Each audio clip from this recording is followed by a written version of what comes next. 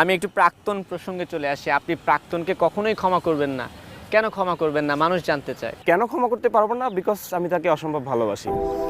আর তার প্রতি আমার এরকম কয়েক সরারদি উদ্যান, মাঠ ভর্তি অভিযোগ, এক আকাশ অভিমান, রাগ, ক্ষোভ, জিদ। ঘটনাটা কি হয়েছিল? 2018 সালের 14ই ফেব্রুয়ারি চিটাগাং রোড কাঁচপুর ব্রিজের নিচে ছোট্ট একটা পোলের মতো আছে, এরকম 20 টাকা দামের একটা গোলাপ ফুল তাকে হাতে দিয়ে 15 টাকা দামের একটা আংটি পরিয়েছিলাম।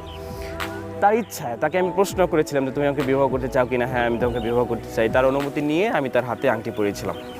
তো যে মানুষটাকে আমি আংটি পরিয়েছিলাম তার ইচ্ছায় সে আমাকে বিবাহ করবে। আংটিটার মূল্য 15 টাকা ছিল। 15,000 কিংবা 15 লাখ দেওয়ার অ্যাবিলিটি থাকলে হয়তো মানুষটা যেত না। কিন্তু ভালোবাসা আংটি অনেক কোটি টাকা দাম।